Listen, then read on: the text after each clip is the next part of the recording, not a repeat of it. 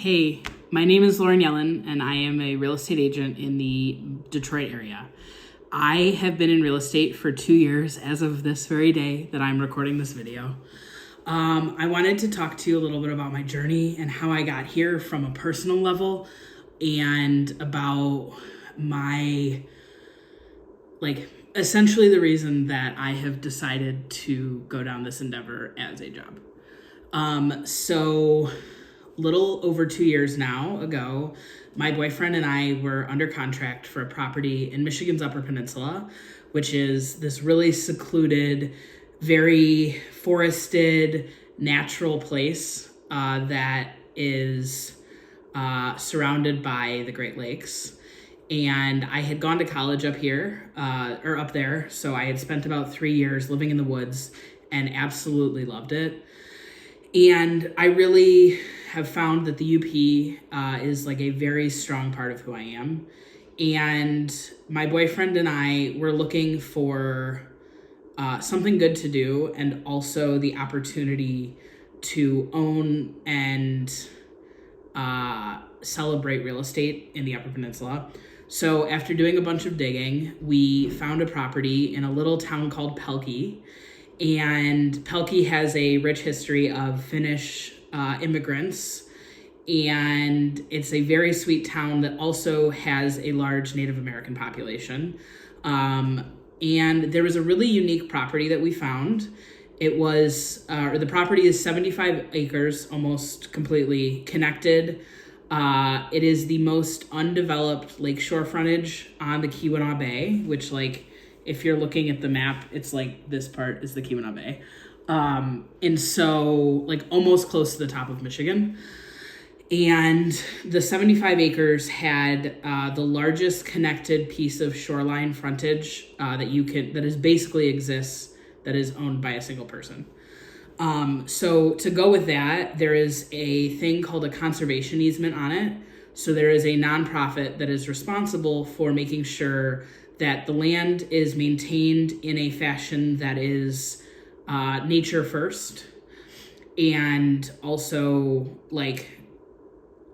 the reason that they had done this was because the family that owned it previously really found the importance in keeping it as wild as possible. This forest was part of Michigan's 1% of the old growth forests that exist. And they also had such good memories on it that they wanted to make sure that the land was preserved in the fashion that it is, and that it wasn't developed into anything crazy at all. So there was a 900 square foot cabin on it, and a bunkhouse, which we believe had a toilet, like a composting toilet in there. And then there was a sauna. And this was probably 400 or 500 feet back from the cliff. And also there is, we're probably about, the land is situated so that we're about 2 acres from the nearest neighbor, which, as someone who dreamed of having an art studio up there, I really enjoyed that idea. So basically we were under contract, everything went smooth. We waived inspection, which I would actually never recommend to do ever. But it was a log cabin with no running water, so kind of expected. So we got under contract, the seller agreed to everything, and everything was good to go. As we are driving up there, we heard from the real estate agent who was taking care of the situation for us, who was actually representing both sides of the transaction, that the seller was not expected to show up to closing. And we had to drive 10 hours to get to the closing table for this situation. And so we decided to continue driving, and that we were not okay with what the seller had said, obviously, because we had a contract stating that we were going to go get to the closing table. He had already extended it twice, I think, at that point. And it was just we were going, we felt that this property was worth it enough for us to continue to go through with the transaction. So we drove 10 hours from where we live now in Detroit, and we got to the closing table, and we just waited. And the seller did not show up. So we closed on our side of the transaction. They took more than $100,000 of our money and put it aside as if we were to have actually closed the transaction.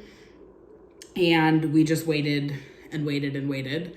To make a long story short, the seller fled to Peru, and the government was unwilling to go find him over this issue. They did not want to intervene, which I understand, but to us, this was a pretty big deal. I mean, $100,000 to a couple in their mid-20s, early 30s is a lot of money. And like, we weren't just making this commitment just for ourselves. Like, we were making this commitment to a larger community and like the larger environment. Like, this was more of a charitable thing than it was a selfish thing. Like, we were made very clear that we were not going to be able to build our dream home on it. We were made very clear that it had to be maintained with what it has now. So that was a really, really big struggle. And when he decided not to show up to the closing table, I decided that it was time for me to start looking into real estate. My best friend's mom, who was in Colorado, who has been selling real estate for several years, was like, Lauren, I think you should get your real estate license. And she's told me this multiple times throughout my life, but I never really took it seriously.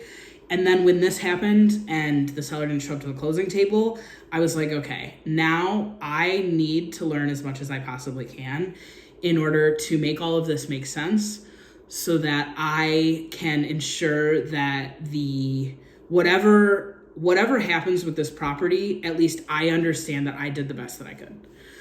So I connected with Keller Williams. They offered me the real estate agent license class for free, which is funny because I actually paid for it because I didn't know that they had this available. So I guess I actually paid for the class and then connected with Keller Williams after that. And basically, they had an amazing broker who I was confident in. And when I was reading their legal documents, I was like, wow, these actually protect the buyer and the seller. Because we had used like the state of Michigan's general purchase agreement, which did protect us in this situation a little bit, but not to the extent, like, obviously, which I would have dreamed of having.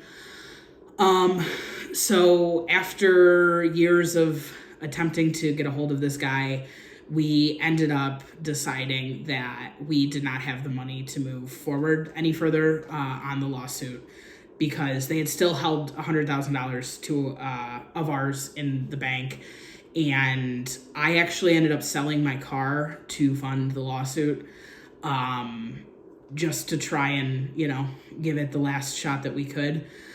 And so we ended up walking away because there wasn't an end in sight, and it had been more than a year. But during that year, when I became an agent, I actually sold a bunch of houses. I think I sold 8 houses my first year, which is double the national average, which is kind of crazy. I learned very quickly that the quality of a home is a huge, huge, huge liability for my clients. And I really, because of what the lawsuit had taught me, plus all of the classes I was attending at Keller Williams, and just around, I have amazing lender partners who also offer classes and do really amazing things for me.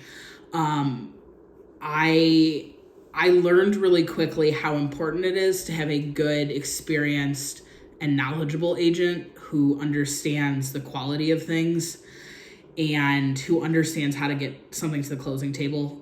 Because one of my first clients had tried to purchase a house 3 times, and he needed a very specific situation, and it would not have happened. Like, he would not have ended up buying a house if I wasn't able to push the listing agent as far as I was able to. So I learned pretty quickly how to manage transactions and make sure that my clients were taken care of. And then, my boyfriend and I owned a house in Ferndale, which is a small town, but it's a small 4-mile town in Michigan that has a very large, I don't know if ego's not really the right word. It has a very large personality. It is a extremely tight-knit community, and it welcomes people. There's a lot of nightlife and fun, and also creative things that go on there. So people really, really enjoy being there. So we were living there. We've been living there for the last 4 or 5 years. My boyfriend's been there a little bit longer than me.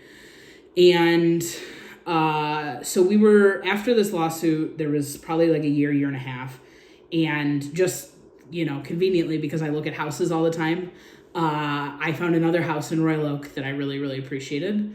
And I saw that it was listed by someone who I don't personally know, but have awareness of, or know who this person is. And I thought that it was worthy of putting an offer in. I brought my boyfriend there. He saw the house. He was like, this is perfect. I could imagine us and see us having our wedding in the backyard. One of the other reasons we wanted the property in the UP was because we wanted to have the wedding on our property. I have a lot of weird mixed feelings about weddings. I don't think that it makes any sense to spend the amount of money that people are spending on venues. And I would rather own a real estate asset that I am able to use as a venue rather than pay a venue probably the same amount of, basically the price of a down payment if I'm only using it for one night of my life. So I see a wedding venue being not as reasonable as buying real estate, which is a real asset that we will have for as long as we want it. So,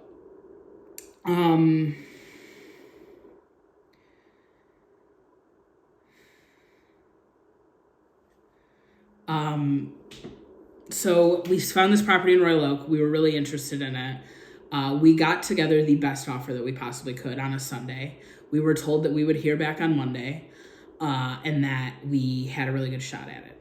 And that was pretty promising. I mean, this guy was in the realm enough for me to kind of believe what he said, but also I know in this industry, you can't tell anyone anything until you have a signed contract. And that is something I am very serious on, just because I can see how quickly that burns people.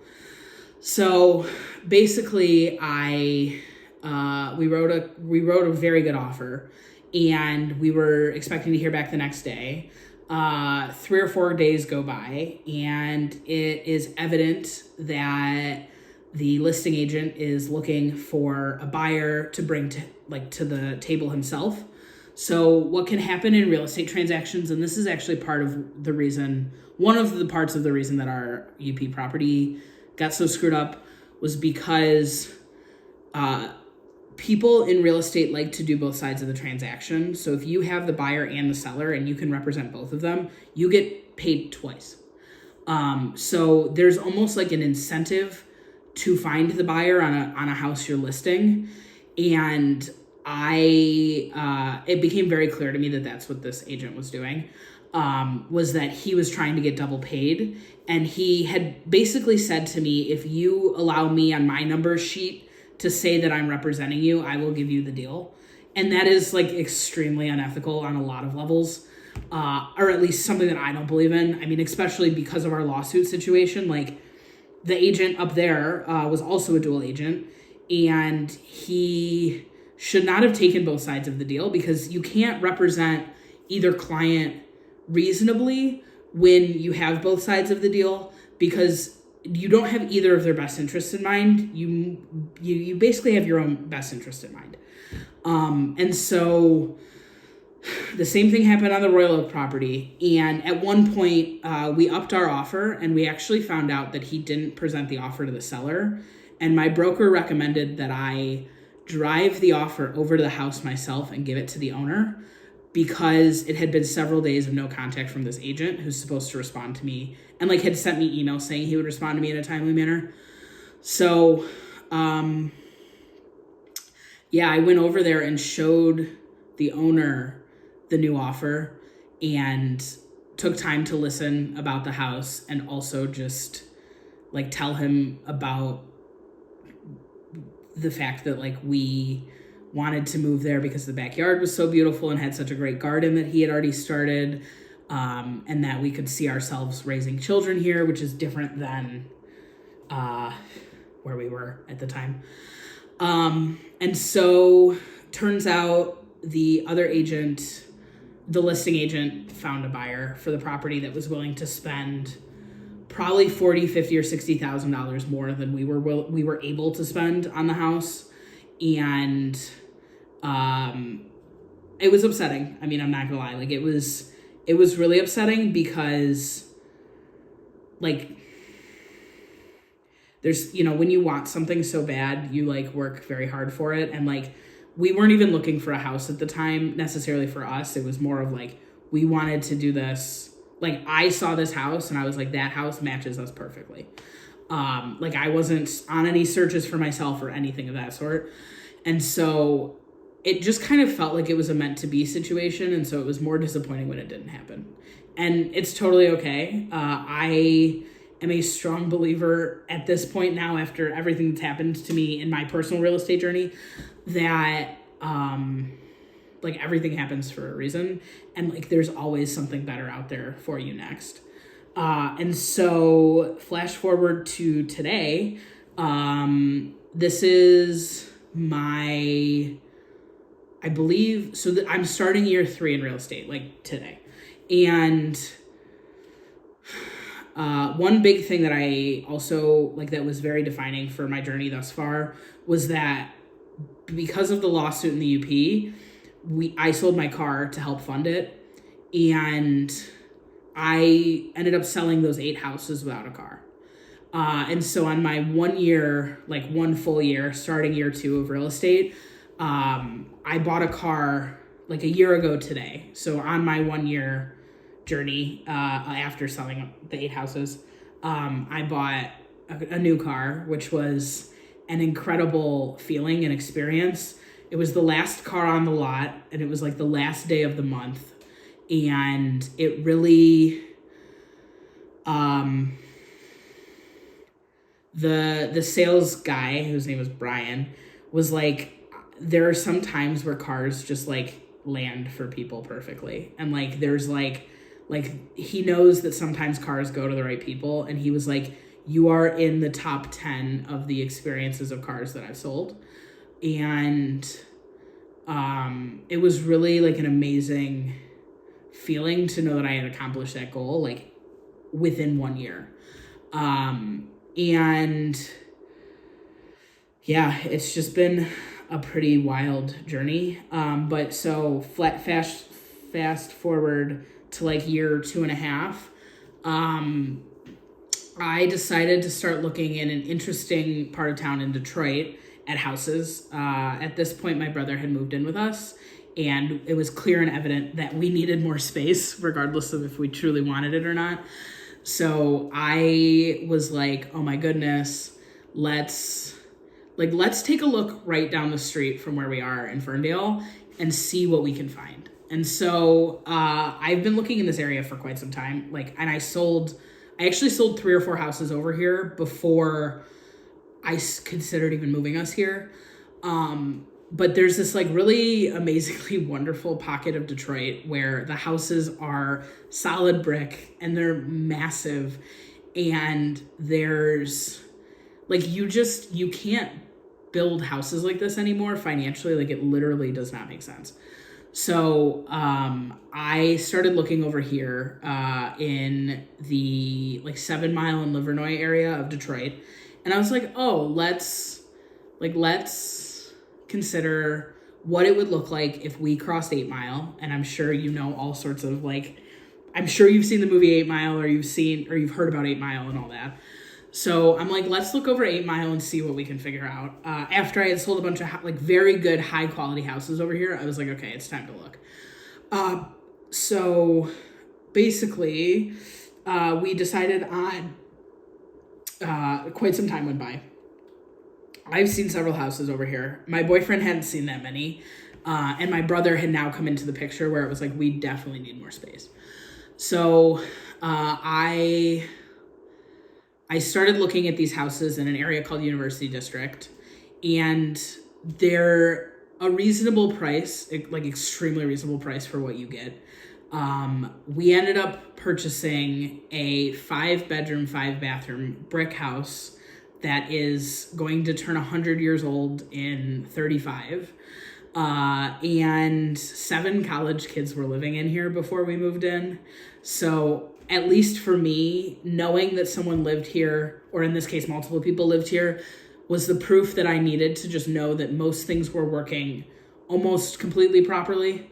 I don't like the idea personally of flipping houses, buying flipped houses, anything of that nature. I don't like selling flipped houses. I think it is the biggest liability to my reputation that there is. So I was confident with the fact that 7 college kids lived here, that yes, I understand they're college kids, but I could tell that they had maintained the house well enough. And they've only made a few poor design choices. So I was like, okay, this is reasonable. So we just recently closed on the purchase of it's like 4,000 square foot house in Detroit. The neighborhood has been absolutely amazing so far. I love watching kids running around. I really enjoy the fact that kids came and knocked on our door and asked us if they could rake our leaves for cash, which I thought was so cute. And like now every fall, I'm just going to make sure that I have cash waiting for them, which I think is adorable. The neighbors have been super supportive. We actually have like a police officer who lives really close to us, which is amazing. We've got a handyman 2 or 3 doors down. And this is like all happening in the middle of winter. So we moved, thankfully the weather was really, really good, but we moved in the middle of winter, only about 10 minutes from our other house to here. But, it was nice because we weren't sweating, and I actually really appreciated moving in the winter. Plus, the other good thing about that was that we didn't have to compete with multiple offers.